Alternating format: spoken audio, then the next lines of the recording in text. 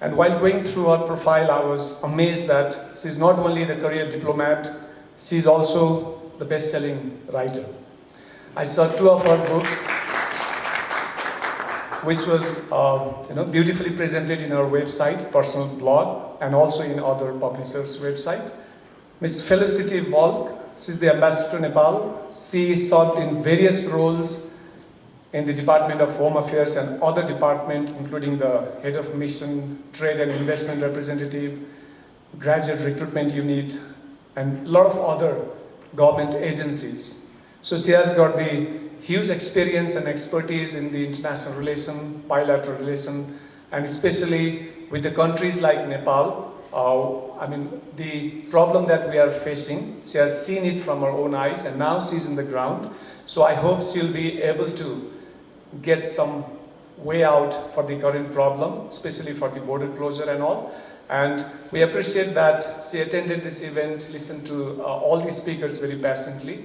So I hope she will be addressing all of us with some of the good messages from the Austrian government and from the embassy. So I'd like to welcome Her Excellency Ms. Felicity Volk for her speech. So I do pay all of my respects to the honoured guests who have been here, had to leave, those who have been online. It's been a really interesting program from my point of view. I do especially wish to acknowledge the presence of His Excellency Mr. Mahesh Dahal, Nepal's ambassador to Australia. I had the pleasure of meeting your ambassador in December last year when I was preparing for my posting. And at a very informative and enjoyable dinner at his residence, we discussed a range of bilateral issues. First and foremost, the situation of Nepali students in Australia and those affected by Australia's border restrictions. I'm sure AAERI members are aware that in Ambassador Dahal, they have an excellent advocate on Nepali student issues. But I personally commend Your Excellency for the ongoing active efforts of you and your team in the embassy to support the Nepali student community. I know it's been a very challenging year for Nepali students and therefore for the mission. And Ambassador Dahal has been hard at work to help the many thousands of affected students during these most trying times. I also acknowledge my colleagues who may have departed from the Australian High Commission in New Delhi, and I thank them for their valuable presentation. It's regrettable that there's not a lot of joy that we can bring to these conversations at the moment, but I hope that as the year progresses, we'll have more positive messages to share. It's a really great pleasure for me to meet the AAERI Nepal members at this very early stage of my tenure, and I look forward to working closely with you in the years to come. Our ongoing close cooperation is vital for the sake of Nepali students and for the recovery of our two nations' economies. At this protracted and very difficult time, I'm grateful for AAERI's ongoing contribution to international education, but also for your feedback, which is helping to inform Australian government policy settings as we manage our way through the terrible disruptions caused by the pandemic. I'm pleased to have a few moments to introduce myself to you and to add some reflections to the comments that Liz and Brett and the team in New Delhi have provided about the Australian government approaches to the international education sector. I arrived in Nepal almost 2 months ago now, and I'm really delighted, genuinely delighted to be here. This is not just diplomatic speak, I speak from the heart. I have a very deep affection for Nepal. I have visited here a number of times personally, in fact on 4 previous occasions, albeit many years ago. I first came here as a 20-year-old university student in 1986, so you can do the calculation about how old I am. I was on a mid-degree gap year, backpacking around Asia. I was studying arts law at Queensland University, and I fell in love with Nepal and its people. So I came back a couple of years later and again just travelled with a friend for a few months in the region, including a month in Nepal. And then I came back again while I was on a posting to Bangladesh, and then once more at the end of my posting to Laos in 1999. So it's been over 20 years since I've been here, and in that time both Nepal and I have changed significantly. I've held a variety of positions at DFAT, and you saw that list up on the screens, but it included time in the international education space, so I'm actually quite familiar with a lot of these issues. I also have two daughters, both of whom are now university students, one at ANU in Canberra and one at UNSW. Nepal likewise has seen significant political change. It's introduced a new constitution, which I commend you all for. You've made significant headway towards graduation from LDC towards developing country status. The links between our countries have been thriving, and until COVID-19 hit, people-to-people and education links were really flourishing with, as we're aware, with roughly 50,000 students studying in Australia and a diaspora community which the Australian community holds very dear. We really have great, very warm feelings towards the 100,000 Nepalis who have made Australia their home. For the past 3 years, I've witnessed those linkages at very close hand as Director of the Department, DFAT's New Colombo Plan Secretariat, but also I've had stints working as the head of the scholarships and alumni branch, so looking after Australia Award scholarships and looking after our alumni programs. I've been delighted to support transformative experiences for both Nepali students in Australia, but also Australian students who've come to Nepal. And it's been great to see the close and enduring alumni networks develop as a result of those experiences, and I'm grateful to the work of ANAA in that. I've always been struck by the very deep affection and respect between our countries. We're separated by geography and by culture, but there is something intrinsically similar in our approach to life that makes it a smooth landing on either side.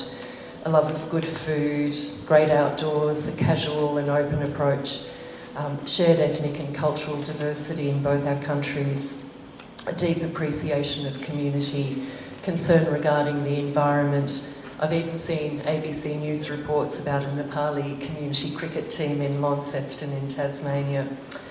All of these shared attributes will survive COVID. They are surviving COVID, and they will flourish as borders eventually reopen.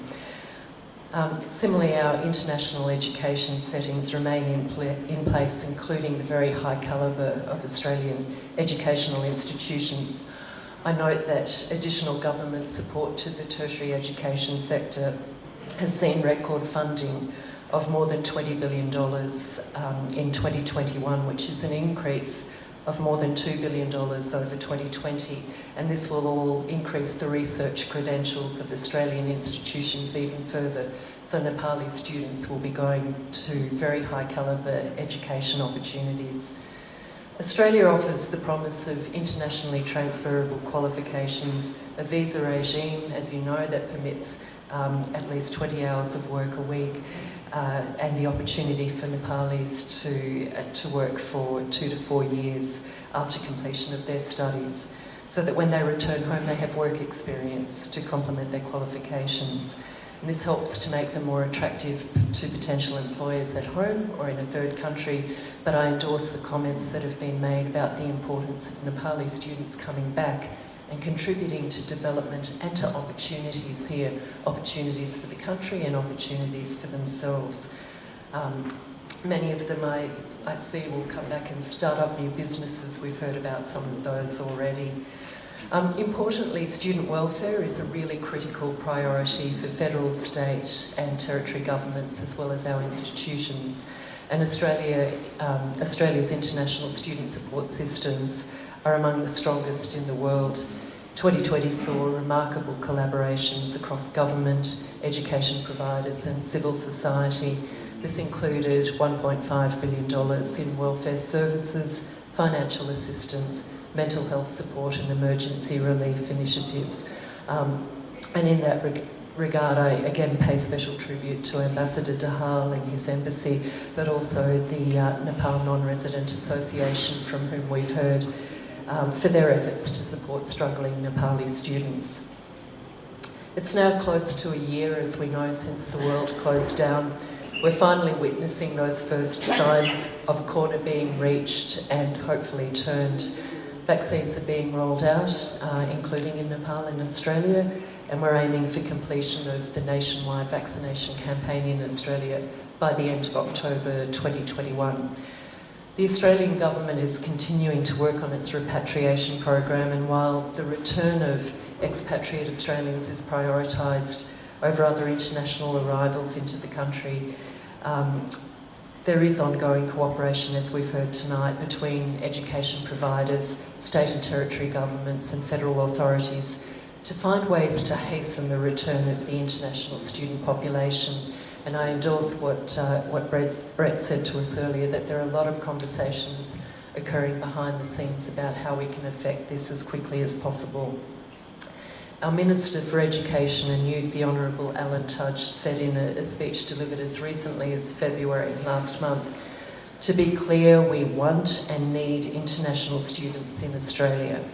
They have been great for our society, our economy, our diplomacy, and thousands have stayed and become outstanding citizens." And similarly, our Council for International Education, a state advisory panel, has underlined that working toward the return of international students is a priority for 2021.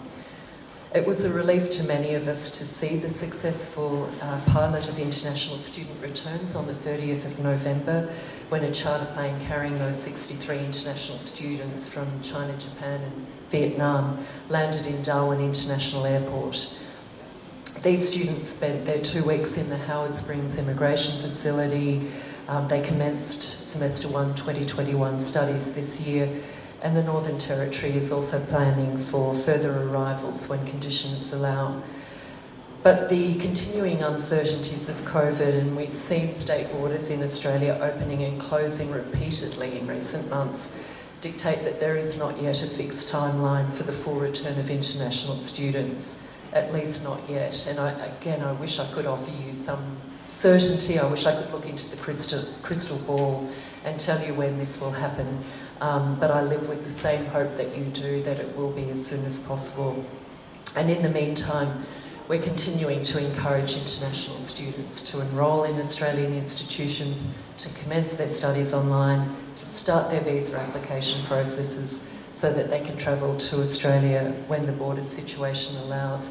And I love that comment that one of the earlier speakers said about being ready for the time when students can travel, because they are already reconnecting with their dreams. I think it was our colleague from the IDP, Aryal test, who said that. I think that was a great comment to make. I note that the arrangements we have in place are not an ideal alternative to studying in person in Australia.